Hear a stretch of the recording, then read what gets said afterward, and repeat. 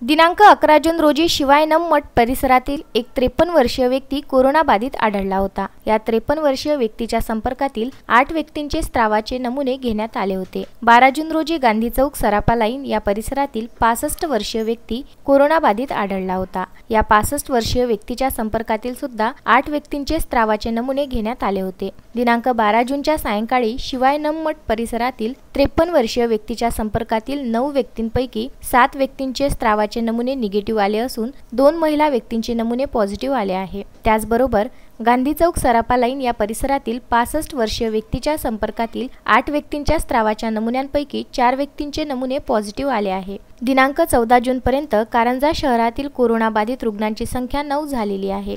साधारणतः 22 ते 23 व्यक्तींच्या स्रावाचे नमुने घेण्याचे बाकी आहे। सुरुवातीला ओम नमः शिवाय मठामधले एक रुग्ण पॉझिटिव्ह आढळला होता। त्याचबरोबर गांधी चौकातील पती पत्नी पॉझिटिव्ह होते।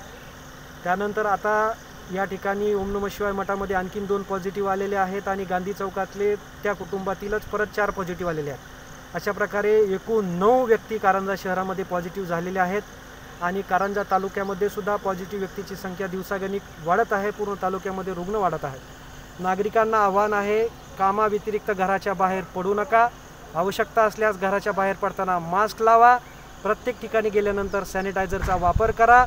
आपल्याला जर का सर्दी, खोकला, ताप यासारखी कोणती लक्षणे दिसत असतील तर तात्काळ जवळच्या प्राथमिक आरोग्य केंद्रात जा, आपली तपासणी करून घ्या, घरात राहा आणि सुरक्षित राहा।